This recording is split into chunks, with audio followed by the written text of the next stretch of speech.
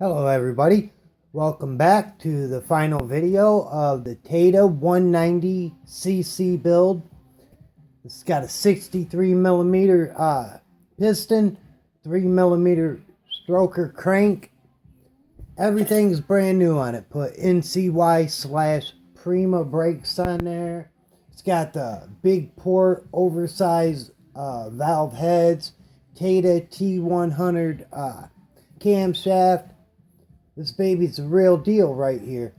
And if you've been following me along, this is the final video in this series. So, is what I'm going to be doing is I got to install the timing tensioner, the chain tensioner. I've heard it called plunger, tensor, tensioner. I don't know. I call it the camshaft tensioner or the chain tensioner. But I got to install that. I got to install the valve cover. And I got to give them a new dipstick. The one that arrived was all crushed. I need to put in a new oil drain plug. The one that came is super dirty and had a bad seal in it. So, got to do that. And then I got to install the Kickstarter gear on the other side. And then we are done. Oh, and I got to install the studs. So, let's get started, shall we? Alright, the first thing we got to do is get our tensioner. As you can see, I've already sprayed the gasket with copper gasket spray, and I got the gasket laying in place. First step, got to get a brand new tensioner. And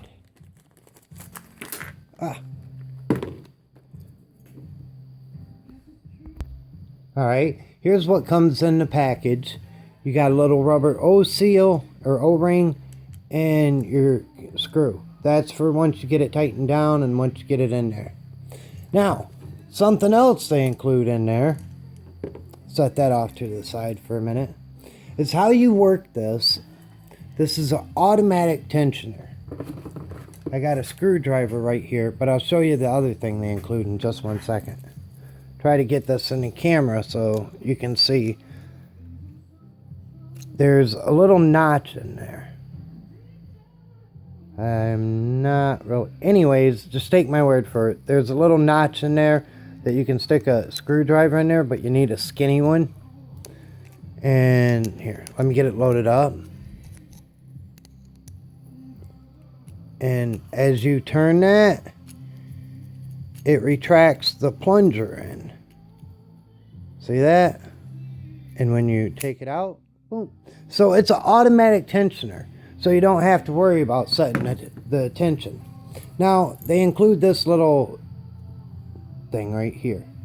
What this is, I'll show you how you work it. You stick it down in that slot I just told you about, like so. And as you can see, there's notches in there. So you have to raise it up just above the notches and turn it like you would a screwdriver. And then push it down into your notch. Pull it out a little bit and turn it again. Pull it out and turn it again. See how it's holding it? I'm like wrapped around the camera, so it's hard to do like how I am. So just keep pulling it out.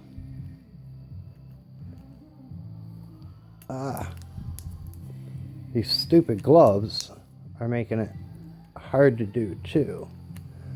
But I always have these gloves on when I'm working with gaskets, because you'd be surprised that how much fingerprint oils can interfere with your gasket. Alright, I had to pause it for a second and go ahead and twist it up. It was too hard to do on camera. But anyways, I got it all... Here, I'll show you. I got it all the way retracted. And them little slots are nice because you use this little tab and it holds your plunger down. This is what I keep calling the plunger, this metal thing. So, when you install this, it's going to automatically apply the tension when you pull this little thing out. So go ahead and get that on there, and then you'll put some bolts on and tighten her on down. Just 1 second and I'll get some bolts started. Okay, so you can see it's just sitting on there. We got the bolts in there. Remember, the little tab's still locked in there. And go ahead and tighten it down. Just do one side at a time, like about half at a time, like so. You don't want to make it go too much to one side and bind it. So go ahead and tighten her on down.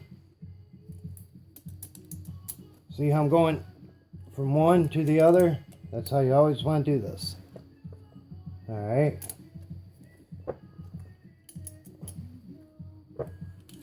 Sorry, normally I don't do this on camera. I go ahead and tighten it down and torque it all down, because I know people don't want to sit there and watch somebody ratchet nuts and bolts. So anyways, I got that done, and you just simply bloop, pull it on out. You don't have to worry about adjusting the tension or anything like that. It's automatic. It does it for you. And the last step in installing your tensioner, put the little rubber O-ring in there.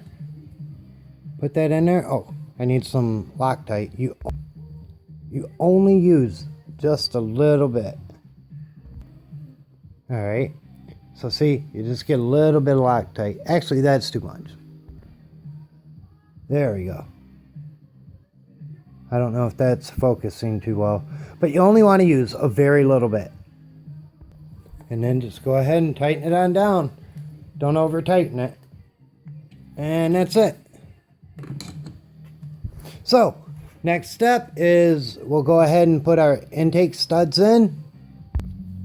Okay, to install the studs, this is what I use. You can use a double nut method where you put a couple nuts on there, or I like these. They don't damage the threads. Neither does the double nut method. But let's see, you get your littlest one for these anyways. Now, when you install these, you see how you got more thread on this side, little less thread here. Less amount of thread goes into the block. So you definitely want to get Loctite on this. So, but anyways, how you use this is you just put it on there, and as you turn, it grips the thread. I'll show you, but I need to get some Loctite. Alright, got a little bit of Loctite on there.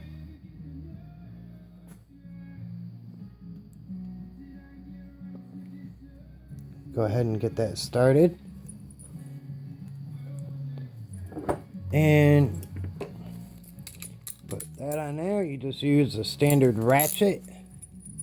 And look, you just slide it on over the threads and start turning. And it'll bite. And that's it. And tighten them on down. So you don't do anything except slide it over it, and it'll bite without damaging your threads whatsoever. Don't worry, I'm not going to make you watch both of them, but some people might not know how to install studs. So now you do. Alright, see? Beautiful. And you do the same thing with the next one. Alright, so I got the second stud mounted in there. Taida also includes gaskets in your spacer. When you install it, you're going to put your gasket in, then your spacer. And intake manifold goes on top of it. It'll have a rubber gasket and a O-ring. So, this obvious, I'm not going to leave this on. This will be in your little parts baggie. For the exhaust gasket, Taida also includes a real nice heavy-duty exhaust gasket as well. Okay, now the exhaust bolts the Taida includes are a little different, or I guess exhaust studs, I should say. You're going to use a 4mm Allen wrench. You could use the studs, the stud pullers, stud removers, stud installers if you wanted, but this works too. Now, hang on. Taida also includes the required flange nuts that you're going to need for your when you mount your exhaust. Alright, so I can't really get the camera down here to the underside of the engine.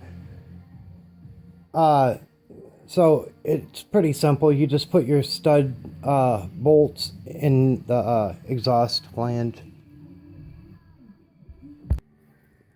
Alright, so I figured out a way. I just took the camera off the tripod. So I got the exhaust studs mounted. Take note, this is a little bit, these are 8mm, stock size is 6mm. You may have to drill out the holes in your exhaust flange. I know you said you had and this goes for anybody. A lot of performance exhaust, they'll already be set to 8 or drilled open to 8mm. So anyways, just thought I'd point that out. Exhaust studs are now mounted. And remember, the flange nuts are going to be in the package with the rest of your hardware. Alright, now the next step we got to do is we need a dipstick and we need to put the oil drain plug on. However, this is the oil drain plug that came. I can't put this ugly thing back on this brand new engine block. And this is the dipstick that arrived. It's all smashed up. So, as I said elsewhere in the video, that's the awesome part about having a shop at your disposal. I'll just replace it with brand new parts. Alright, so let's get us a dipstick.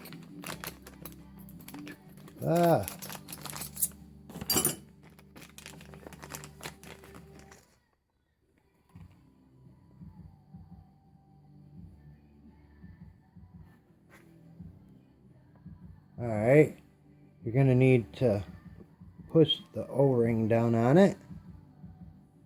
Brand new O-ring. Straighten that stupid thing out. And let's put that in there. That goes in there. Alright, now we're going to have to put the oil screen in. This goes in just like so. You take your screen, put it in your spring. This will go in the bottom of your drain, and you screw it up in one side.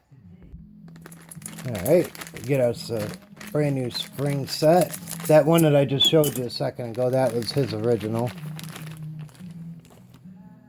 Alright, brand new spring, brand new drain plug. Put your O-ring in. See, we don't want to build a brand new engine with old dirty parts. You know, I just don't have his parts would have worked if I would have had, you know, extra O-rings and all that other stuff. You know, I don't know if I have O-rings of this size. So, in order to make sure everything seals right, I just had to go with new parts for this build. And in the future, that will be a prerequisite. When I take in a donor motor, I will make sure they absolutely have to send me a clean block with all parts in working order. But this one's totally okay. I knew what was going on. He hooked me up. So anyways, I'm going to go ahead and install this.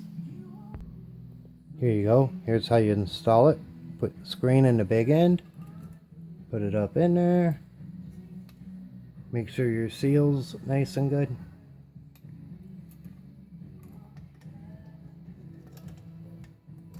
And that's it. Now, I'm not gonna, this is only hand tightened. When you add your oil, you're gonna want to crank that down or check it, whatever. So that is not, you know, you can only compress that seal so many times. And when you do it, you don't need heavy amounts of torque or you'll kill your seal. Just, you know, a little more than hand tight. Next step is the NGK spark plug. I'm including a brand new one in this. Basically, this is a brand new motor. Okay, when you gap the spark plug, make sure you go over to the other side, over here in the metric. You're going to want to be, where is it? You're going to want to be in between your 0.6 and 0.8. Remember, do this in metric, not the other side, not standard or SAE, whatever it is. So, you just simply put your spark plug in there, and in between 6 and 7, it's right there. That's where we're going to want to gap it. Open it up a little bit. So, it's right at 7. They're recommended in between 6 and 8. See, I can't slide it forward. A little more. So anyways, there you go. The spark plug is properly gapped. Don't mess with the gap. Alright. Brand new NGK spark plug. I buy these things in bulk for ridiculously cheap. That will also come in the accessory package. Okay, next step, we got to come over here to the other side of the engine. And got to put in the oil drain plug for this side. And that installs right here. I put a brand new copper crush ring. This is a brand new bolt. I put all brand new hardware in here practically. Okay, put it in there. And tighten it down. It's a 17 millimeter. Alright, gang. So that's pretty much it for this video. I'm going to do a separate video. The last two things I got to do, I got to install the kickstart gear, but I'm going to make a video solely dedicated to that. And I got to install the valve cover, but I never ever install the valve cover till the very last thing. So that's the last two things I got to do. So I lied. I guess this isn't the last video in the series. There'll be one more, and I'll have that one out shortly after this one. Anyways, guys and gals, this is DMart95 from DansGarageTalk.com. This is Taida 190cc. Very sweet short case engine kit. 63 millimeter, 3 millimeter stroke. Awesome. If you want to buy any of this, hit me up at my store, shop.martinmopeds.com. It's not live yet. It will be going live in the real near future. So anyways, I'll see you in the next video, and thanks for watching this rather long part 9.